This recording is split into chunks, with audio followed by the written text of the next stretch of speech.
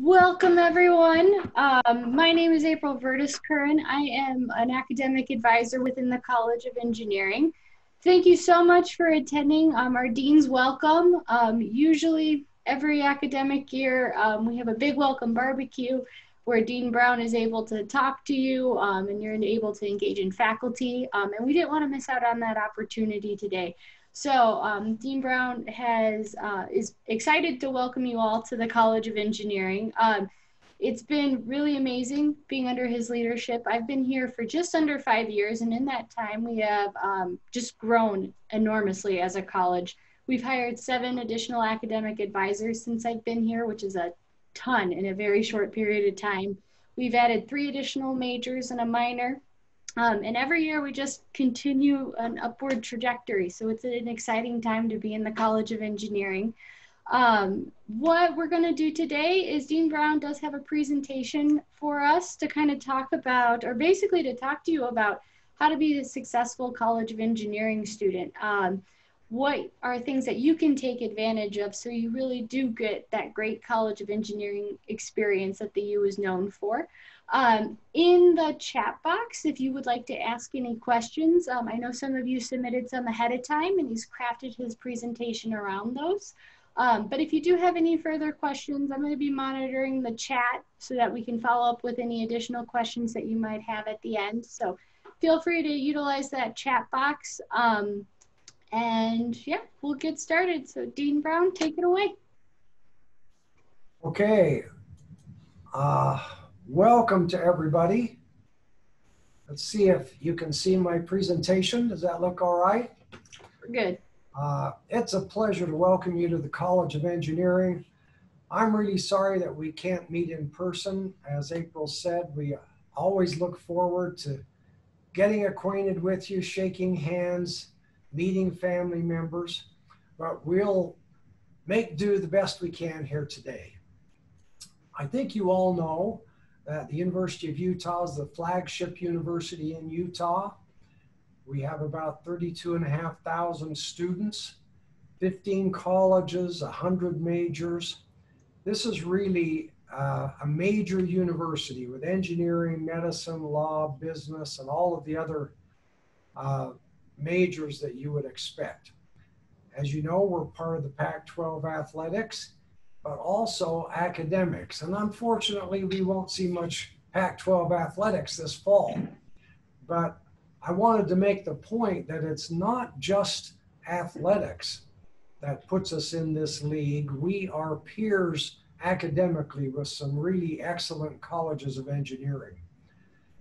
The university last year had about $550 million in sponsored research awarded to the university. And the Carnegie Foundation classifies universities into various categories. The University of Utah is one of 131. Pardon? The University of Utah is one of 131 very high research universities. And just this past year, we were admitted into the American Association of Universities, which is a group of just 65 of the top research universities in the country. So, in case you haven't heard, engineering and computer science are based on science and math, but they add to that creativity. So, engineering and computer science are really about improving the quality of life for humankind. We do that in communications, in the environment, improving safety, productivity, energy availability and efficiency, and even in healthcare. The University of Utah has had some really remarkable accomplishments. We're proud of the fact that the U was the 4th node on the ARPANET, which became the internet. So we were really pioneers there. The first digital audio recordings were done by one of our electrical engineering faculty members, Tom Stockham. And all of the digital audio that we enjoy these days is the result of that first work in audio recording. Dave Evans and Ivan Sutherland were the pioneers of computer graphics, and that has resulted in all of the digital movies that we see from Pixar and all of the other computer graphics that we're so familiar with these days. Willem Kolff was the father of artificial organs. He developed the first artificial kidney, and his work led to the artificial heart, the first one of which was implanted here at the University of Utah. One of our mechanical engineering faculty members, Steve Jacobson, developed the exoskeleton. I'm sure some of you have seen Iron Man, but the real Iron Man skeleton was developed here in Salt Lake City. My predecessor as dean, Jerry Stringfellow, developed a process for making 3,5 materials, which are a type of semiconductors that made the fabrication of LEDs practical. So all of the LED lighting is a result of that. And one of our bioengineering faculty members, Dick Norman, developed the only FDA-approved brain-machine interface. So you see here in the lower right, a patient who has an artificial arm. It is connected to his peripheral nerves with sensors on the fingers and thumbs so that he can feel those grapes that he's picking off of that bunch of grapes. These are just a few of the accomplishments of our faculty members, and we have a number of very notable alumni as well. Cy Ramo graduated in 1933. He is the R in TRW, which developed the United States' ballistic missile system. John Warnock founded Adobe. I'm sure you all use Adobe tools virtually every day because he developed the desktop publishing, and we're all using his formats these days. Alan Ashton developed WordPerfect, one of the first computer-based text editing programs. Ed Catmull was the president and founder of Pixar, and I'm sure you've seen Pixar movies. I bet some of you have been to Las Vegas and seen the Bellagio fountains. They and many other notable fountains were made by Mark Fuller's company, Wet Technologies, and Jim Clark developed the first web browser, Netscape, and also a company called Silicon Graphics. So you're entering a university that's produced some very notable alumni, and we know that you will also do some amazing things in your careers. These are the degrees, the departments, and the programs that we have in the college. I know that many of you have decided already which department you'd like to be in, which degree you'd like to have. Some of the rest of you may not have decided yet. We offer a survey of engineering course that will give you some idea what's done in each of these departments. Unfortunately, that course is full this fall, but because of that, we're planning to offer it next spring as well. Most of the degrees in engineering have a common set of courses that you'll take the first year. They will be in math, physics, chemistry. Many of our students take a sequence of courses called Engineering Leap that satisfies many or several of the general education requirements. There are other programs such as robotics that actually have tentacles in multiple departments. Robotics can be approached through mechanical engineering, the School of Computing, electrical and computer engineering, and even other of our departments. So nowadays, there's much more interaction between departments. It's not so siloed as it was in years past. And so most of you will end up working collaboratively with people from other disciplines. It is possible to switch disciplines. If you start in one discipline and decide you're actually more interested in another one, because of this common foundation, it's pretty easy to move from one to another if you do so within or at the end of the first year. There are a few departments that have an introductory course that is so tied to prerequisite information that's needed in that department that you do have to take their introductory course, and then the other courses follow that. But most of our departments will even accept an introductory course from a different department. So what will it be like to start college, especially in this COVID-19 era? Well, as you probably know, we have put a majority of our courses online. So 23% of the courses will be taught in person, and that will include all of the laboratories in our college and some first year courses in each of the departments and in the graduate program. I'm really pleased that we were able to keep the experiential learning in person.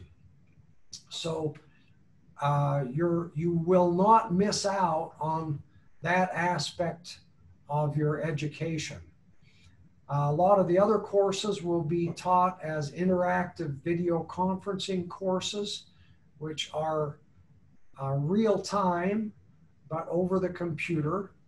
And some others will be hybrids. There'll be about 20% that is asynchronous, which means you can take the course whenever you want, and another 9% that's hybrid. One thing I can tell you is this experience will not be like high school. You will have a lot more freedom now. It's not nearly as structured. You have to control your schedule, make sure that you're getting your homework done, that you're in your classes, and that you're actually preparing for class ahead of time. So I encourage you to be very serious students. I'll give you a few more tips later in the presentation. I wanted to say, though, that there are a lot of companies growing in Utah. This is a small sampling of those companies. It turns out that in the year 2000, there were 1,500 high-tech companies in our state. Now there are more than 6,700. And we've had a number of homegrown companies that in recent years went public with a valuation of more than $1 billion, including Qualtrics, which was sold a year and a half ago for $8 billion, which at the time was the highest value for any private company that had been sold. There are also more than 80 spin-out companies from researchers in our college at the University of Utah since 2006. So many of these are also growing companies that are potential employers for you in the future. As April said, the College of Engineering has really been growing. You can see on this chart the enrollment for different colleges at the University of Utah. The red line is engineering. So as to not embarrass some of our friends in other colleges, I've left their names off, but I will say that since 2005, the undergraduate enrollment at the University of Utah has grown by 1,701. The undergraduate enrollment in engineering has grown by 2,549, which means that 100% of the growth at the University of Utah has been in engineering, and we've backfilled 848 positions. So there is really a lot of growth here. I also wanted to make the point that engineering is very international. We have faculty members from 37 different countries, last time I checked. This is a list of countries where our faculty members have come from. And we welcome any student from any country, any ethnic background, any other identifying characteristics. If they are able and have the work ethic to be in engineering, they are welcome. There has been a change in our undergraduate demographic over the time that I've been here as dean. You can see that we have many more women faculty members than we had before. The women undergraduate enrollment has gone from 208 to 898 as of last fall. We won't have the final enrollment numbers here until the third week of classes. But the percentage of women students in our undergraduate program has doubled over that period of time, so that we're at about the national average at this point. The same is true for undergraduate underrepresented minority students. We've gone from 89 to 538, which is a tripling by percentage. And minority students in general have gone from 20% to 34%.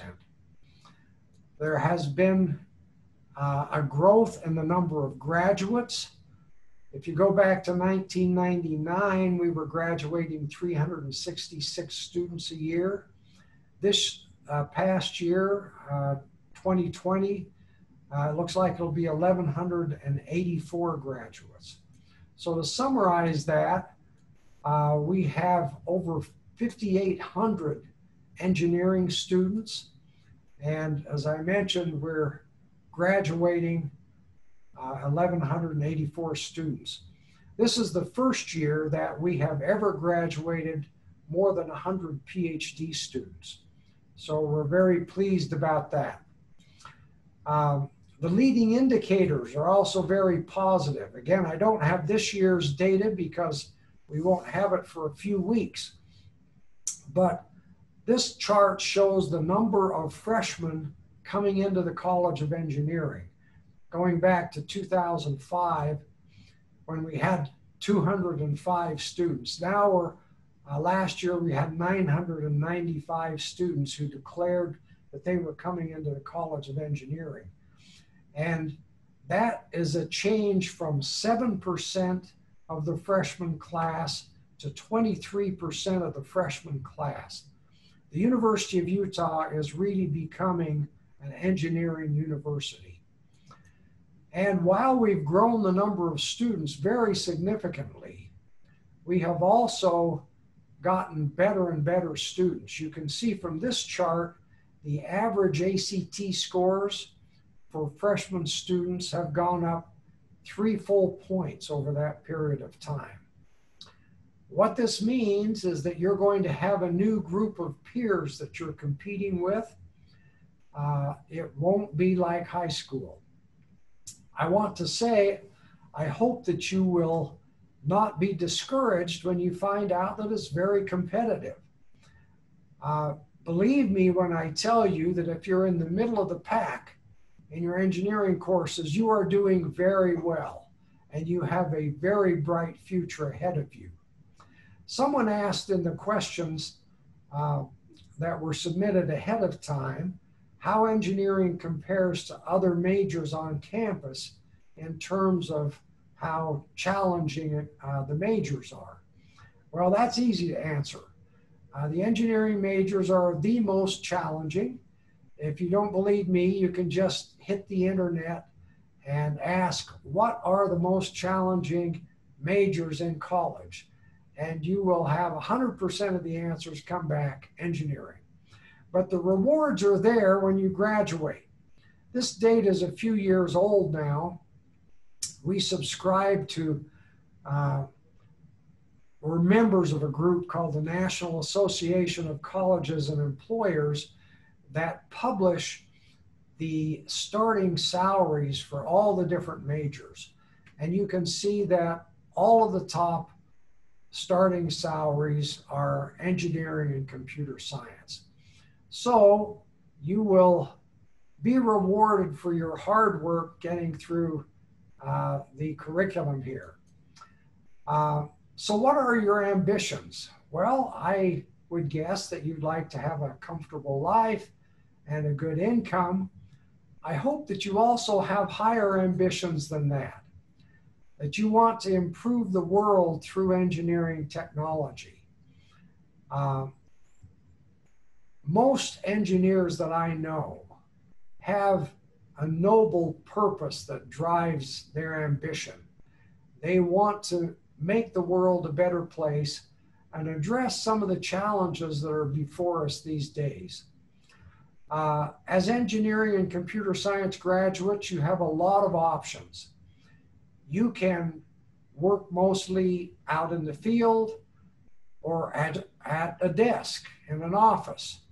You can work on big infrastructure projects, or you can work in high tech. You can choose a career path that will involve a lot of travel or not much travel. You can work in industry or government or academia. You can be in a startup or a large company. You can be an inventor, a designer. You can be involved in testing, in building, in managing. There are lots of opportunities. I can tell you that I have personally worked in a number of these different areas, and I've enjoyed every bit of it. The other thing that you'll be faced with is a decision on whether to go to work after you get a bachelor's degree, or stay and get a master's degree, or stay longer and get a PhD. We would like you to get your bachelor's degree in 4 years.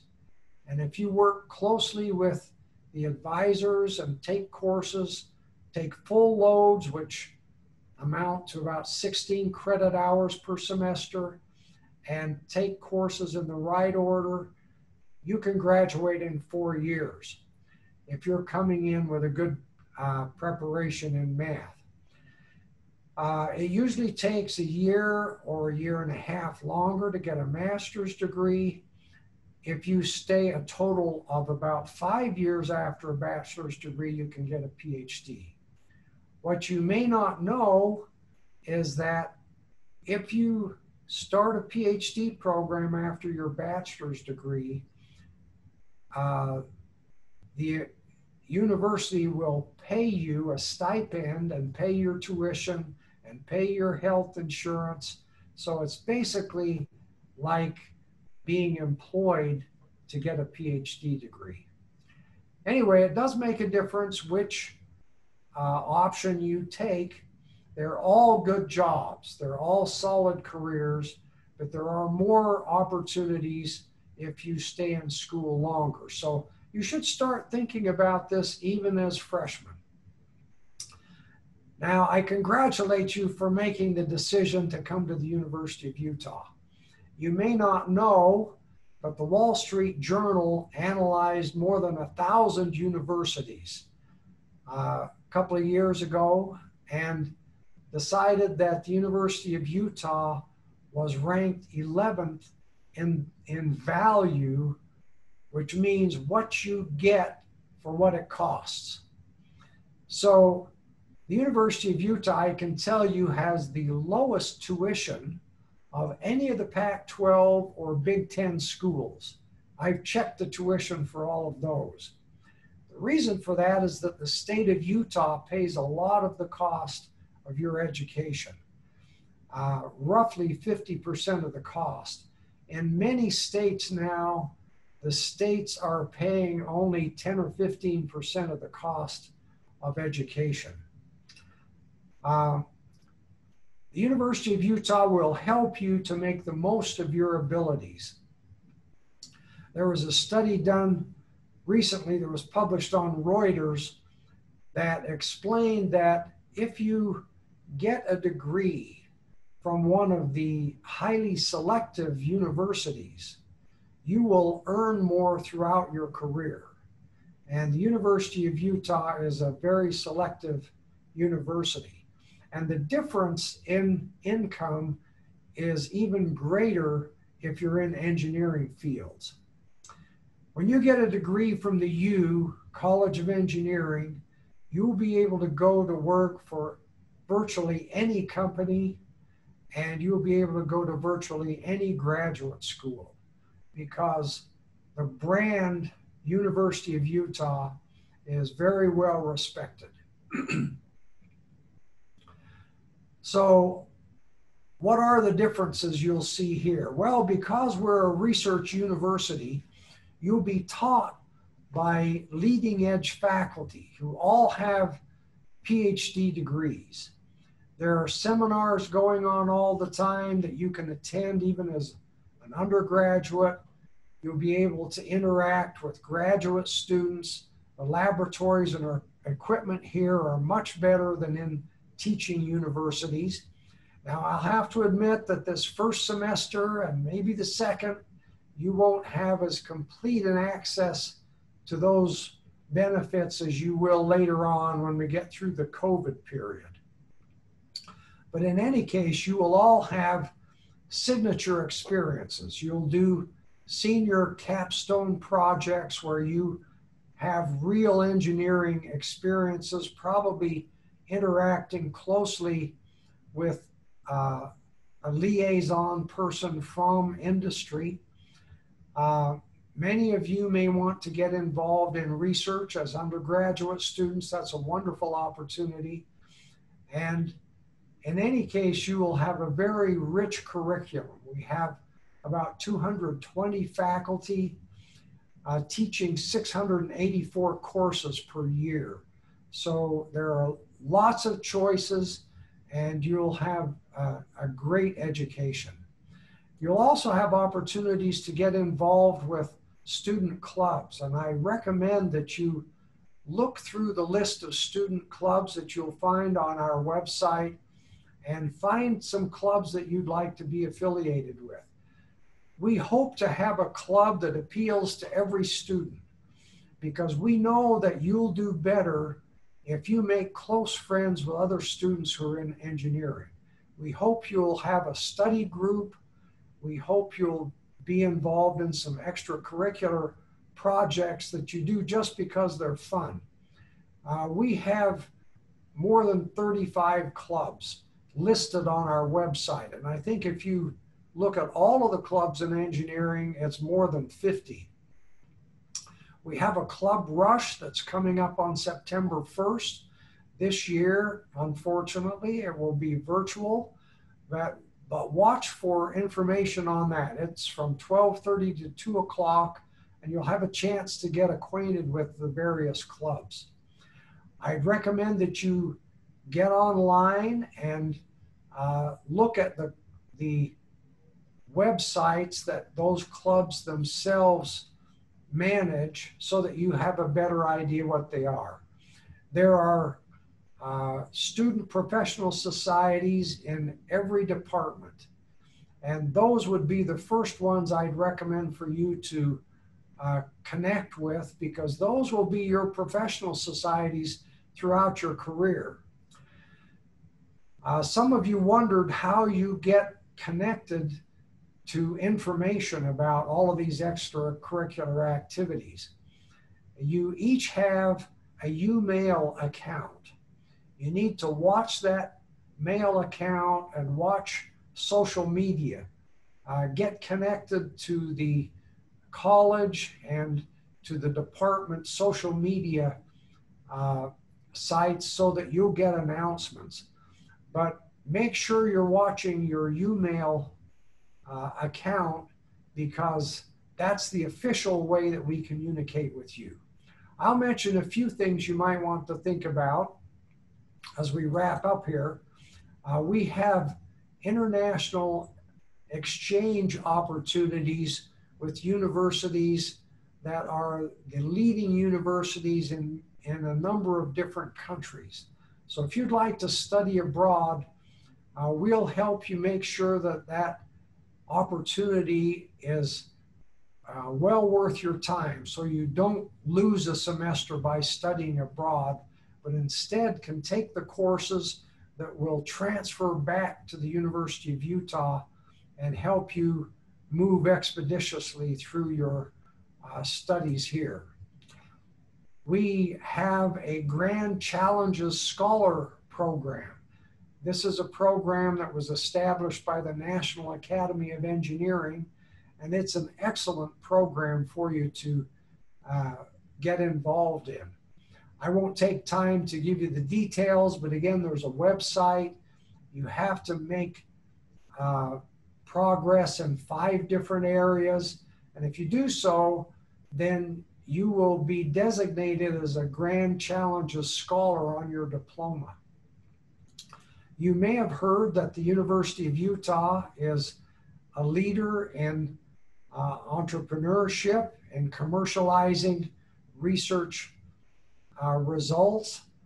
There was a study done a couple of years ago by the Milken Institute, where they looked at all of the universities in North America, and they ranked the University of Utah #1. So it might make sense for you to get involved in entrepreneurial activities here. Some of you I know are interested in business-related things. You might be interested to know that a study of the S&P 500 companies showed that 1/3 of them had undergraduate engineering degrees, and that was by far the largest percentage of these 500 largest companies in the United States. Engineering is an excellent background for business, and we have an engineering entrepreneurship certificate that you can earn while you're working on your major. These are the courses that you'd need to take in each department. Some of these courses are already required, and some of the others can be taken as courses that count toward your technical electives. So you can get this engineering entrepreneurship certificate by maybe taking an extra course or 2. Anyway, I'd recommend that you look into that. You probably have some questions about how to fund your education. You should make sure that you apply for scholarships. We award about 450 scholarships and fellowships per year. There are scholarships offered at the university level, at the state level, at the college level, and at the department level.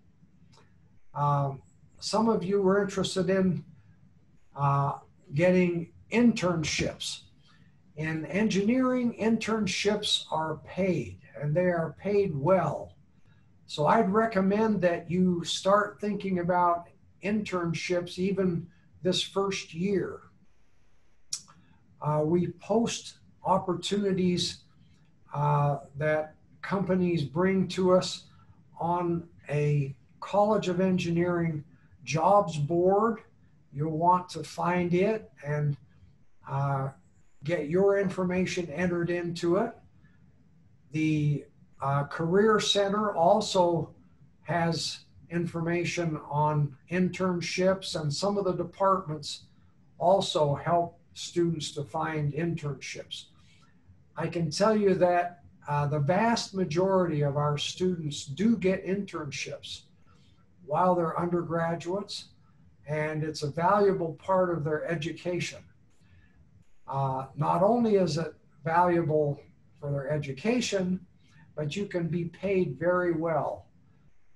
In fact, if you start getting internships after your freshman year, you can fund much of the cost of your education with the money that you make during the summer in internships.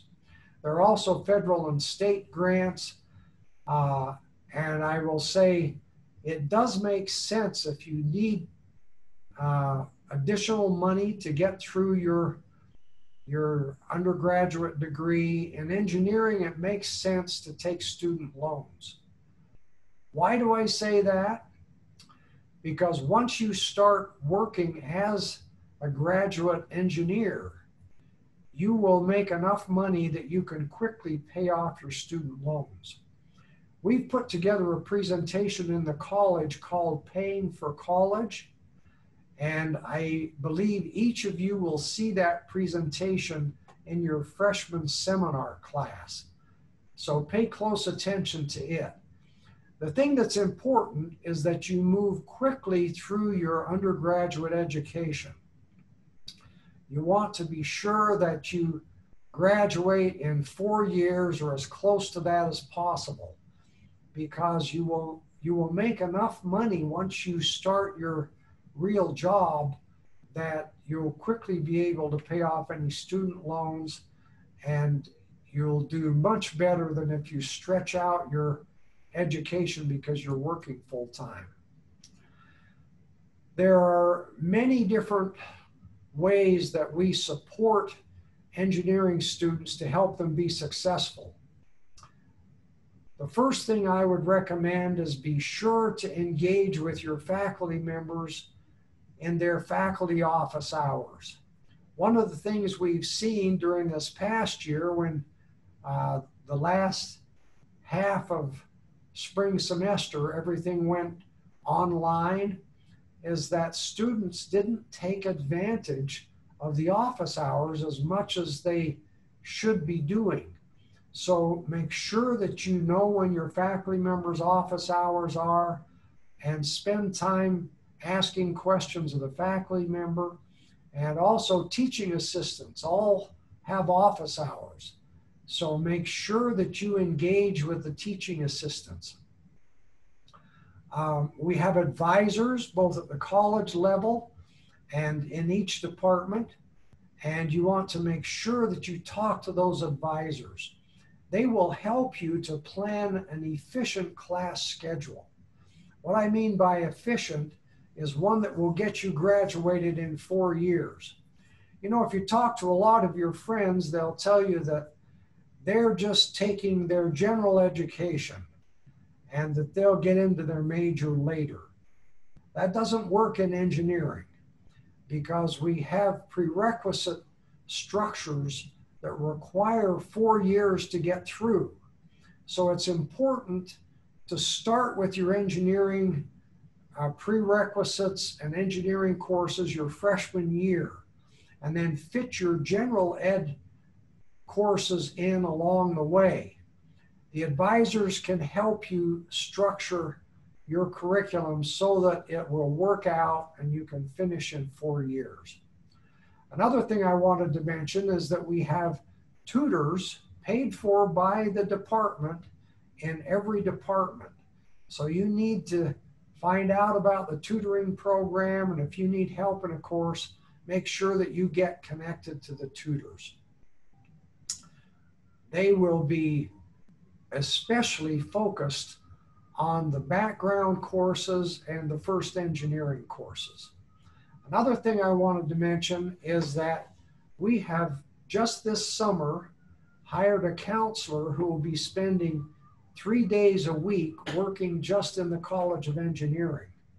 So if you should at some point find yourself having challenges with anxiety or depression or any emotional related problems, we have somebody here in the college that you can connect to quickly. And we'd like you to get connected to them as soon as you have concerns, because if you get help early, it will be much easier for you to continue to make good progress through your education. Now, as I wrap up, I'd like to give you just a few words of advice. In engineering, you really have to focus on academics. I know that many of you were able to get through high school hardly studying.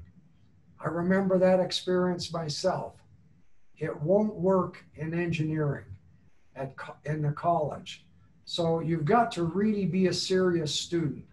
I have seen very bright, gifted students with spectacular ACT scores come into engineering and not focus on their studies and flunk out.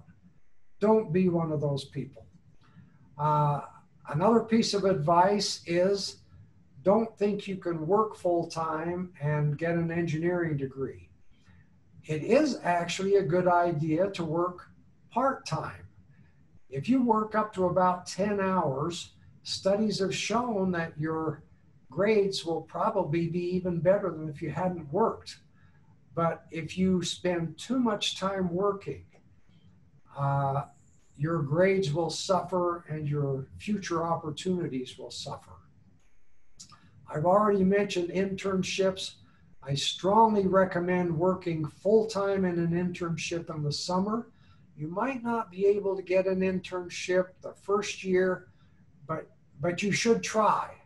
And you need to start looking for internships in about November, because companies line up their interns by February or March.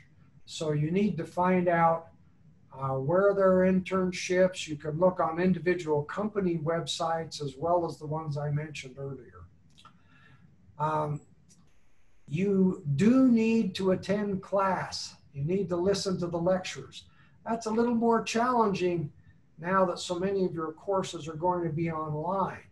But I'd recommend that you find a place to study that is quiet, that you're sitting in a chair.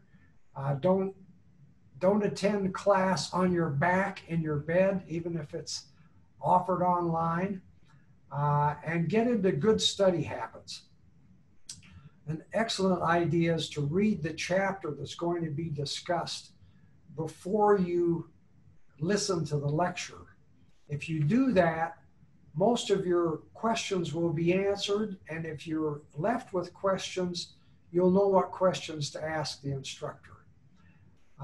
Again, I'd emphasize, take advantage of the teaching assistants and instructors' office hours, and realize that in engineering, you need to master the material in each class as you go along, because the classes build on the courses before them. If you're struggling, get help quickly, and don't be discouraged. Almost every person who goes through engineering will run into a bump in the road when you'll either have a course you just didn't do well in, or while you're in the course, you wonder if you are able to compete. Don't be discouraged. Again, almost everybody has that experience, and just get the help you need and you'll do fine in future courses. As I mentioned, think about doing graduate degrees. If you're doing really well in your undergraduate courses, you really should think about staying for a graduate program. We have in all of the courses a BSMS program that's very easy to get into. If you're doing well, you just need to have a certain GPA in your undergraduate, and you can actually double count a couple of courses in getting your master's degree. Okay, to wrap it up, there are great opportunities in engineering and computer science. It is a challenging curriculum. It's the most challenging curriculum that you could get into. but it's really exciting because you use all of science and math, but it's a very creative career to go into.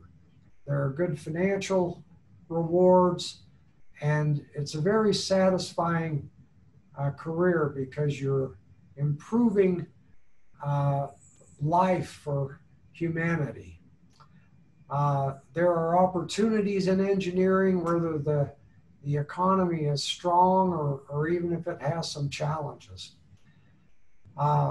Engineers and computer scientists get great jobs, and you'll be able to help solve the world's most challenging problems, and that is really satisfying. So I give you a hearty welcome to the University of Utah, and I'll be happy to answer a few questions if you have any.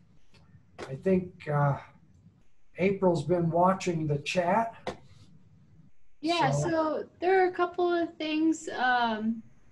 Just, if you wanted some links to our student clubs and organizations, our social media accounts, some of the things that the dean spoke about, I've listed them in the chat function if you wanted a direct link to them. Not a whole lot of questions just yet, but one of the questions that was asked was about getting involved in research. I know a popular question for some of our incoming students are, things may be a little limited this semester, but how would a student get involved in research? How would you recommend them approaching a faculty member to see if they had space in the lab or space for an incoming student?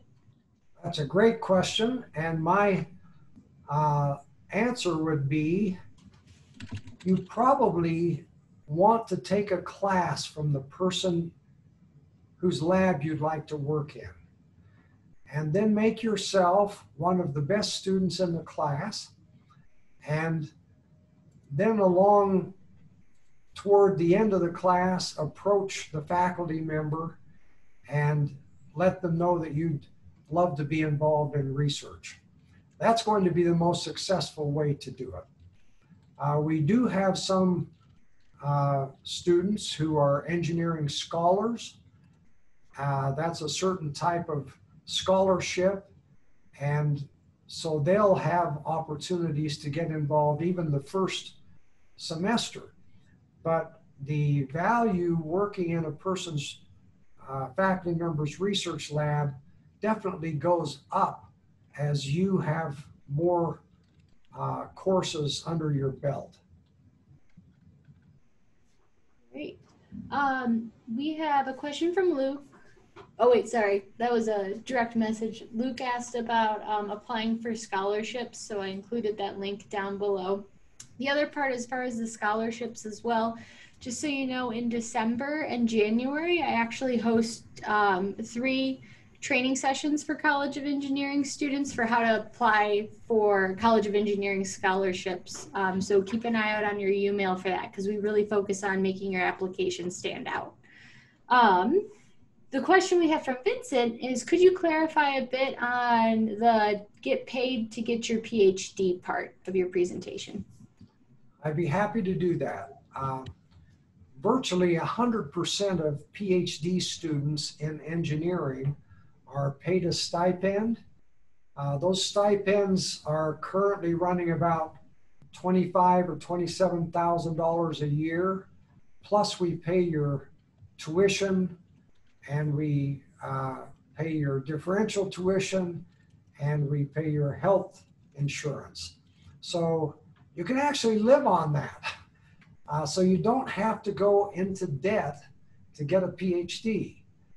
And anyway, my own motivation for getting a PhD was that I was feeling very entrepreneurial. And I felt like venture capitalists don't always understand the technology, but they do understand the letters PhD. So I thought it would be beneficial to have a doctoral degree. So that was really my motivation for going back to school. I was in a BSMS program, so I left school with a master's degree, and I worked in industry for 5.5 years before I went back to get my PhD. But I will say, do as I say, not as I did. You're much better off to stay in school and go all the way through. Anyway, that's the way it works. If you want to get a PhD, the best way to do it is as you're finishing up your bachelor's degree, apply to PhD programs and tell them you're interested in a PhD. And then your master's degree as well as your PhD will be paid for by the faculty members' research that you're working for. Great. And then we had a question from Aman. It was mentioned that working full-time while attending is almost a surefire way not to succeed. Has anyone been able to manage this in the past? He asked because he's one of the individuals who needs to work while he studies, and he needs to make a decision if he needs to find a way to supplement his income to focus more on his studies. Incidentally, he does work more or less in the field that he's going to school for. Okay. Well, again, working is great if you're not working so many hours that you can't do well in your courses. I'm sure that there have been people who have succeeded. But I'll tell you the story about one young man who came to me. He was in mechanical engineering. I knew his grandparents, so his grandparents recommended that he come visit with me. And sure enough, he was failing most of his courses. And as I got acquainted with him, I learned that he was working at a furniture store almost full time. And so I told him, I really think if you could cut back to like 10 hours a week, it would make all the difference. He did that. His grades improved so much that he was admitted to our PhD program. And the next time I saw him, I was shaking his hand at graduation. It's just really hard if you can't focus enough on your studies. So again, I'd explore all of these opportunities for funding your education. And if you can cut back on the work to maybe half time, you just don't want to spend 7 or 8 years getting your bachelor's degree. If you work through the numbers, you'll find you'd be much better off if you can get grants, scholarships, and even borrow the money. Again, if you borrow the money, I'm not a guy who believes in going in debt a lot, but it really makes sense if you're studying engineering, because when you graduate and you've got a salary of, $60 or $70 or $80,000 with a bachelor's degree, mind you, you can pay off those student loans. The key there is to not feel like, hey, now I've got a lot of money and I go buy an expensive car and a house and everything else. You've got to continue to live like a student for a year and pay off your student loans, and then you can start living like you want to, but you won't have those student loans hanging over your head. Yeah, and if I can add to that too, because I work with students who need to withdraw from classes after the withdrawal deadline, and sometimes students are working so much that they have to pay to retake classes. So essentially, because you're working so much, you don't have the loans, but you're also paying to retake the class again later on if you're really struggling in the course. So that's also something to consider. I'll tell you another story about a fellow that I know. He got an internship with a local company, and he did very well. He did so well that they wanted him to continue to work throughout the year. And he did that. And he got married, and he continued to try and take a couple of courses at a time, and years went by. And it got to the point that it's just impractical for him to ever get his degree. So you have to look out for yourself. because companies are looking out for themselves, and they will in some cases take advantage of you and keep you from getting your degree. Let me tell you another story from my own experience. When I finished up I mentioned I was in a BSMS program, and I got a phone call from Hewlett Packard, and they said, "We'd like to interview you." And I said, "Well, I'm not interviewing yet. I'm going to finish this master's degree too." And they said, "Well, just come out to dinner with me and, we'll just get acquainted." So I met this guy. The next thing you knew, I was on an airplane flying to a Hewlett Packard interview, and they made me an offer. And they said, "If you'll come to work for us, we'll support you to get your master's degree. And we'll pay your tuition and everything." And I said, "No, I'm going to stay here and finish the degree."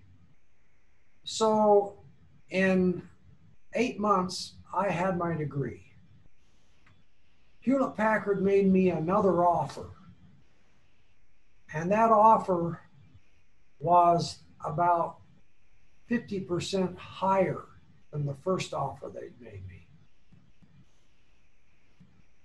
Now, in the meantime, I'd won the IEEE student paper competition for the Western United States, and there was an HP judge on that panel. But if I had accepted their first offer, it would have taken me several years to get the master's degree. And when I did it, they would have given me a pat on the head and maybe $1,000 raise. My opportunities would have been very different. So my advice is stay in school, get your degrees, because you're raising the value of your own personal stock. And you don't want to always believe what the company people tell you. Okay, you have another question, April? Yeah. Is there a good way to network as a freshman while coronavirus is going on? It's a challenge, that's for sure. We've been having conversations with faculty members recommending that they create study groups in the classes, because it's hard if you're not physically in a class. Now, I hope most of you will be in at least 1 or 2 classes that are taught in person. If that's the case, make friends and get to know some people that you can have a study group with. Even if your study group is virtual, that's perfectly okay. You don't have to sit around the same table to benefit from working with one another.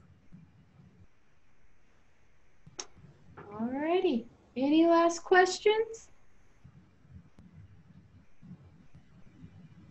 I think you look like you covered all the questions that students asked. Best engineering joke? Do you have an engineering joke, Dean Brown? Oh, I hadn't thought of a good engineering joke. I've heard a few good ones, but I don't have any on the tip of my tongue. Do you have any, April? I don't. Oh, I'm so sorry.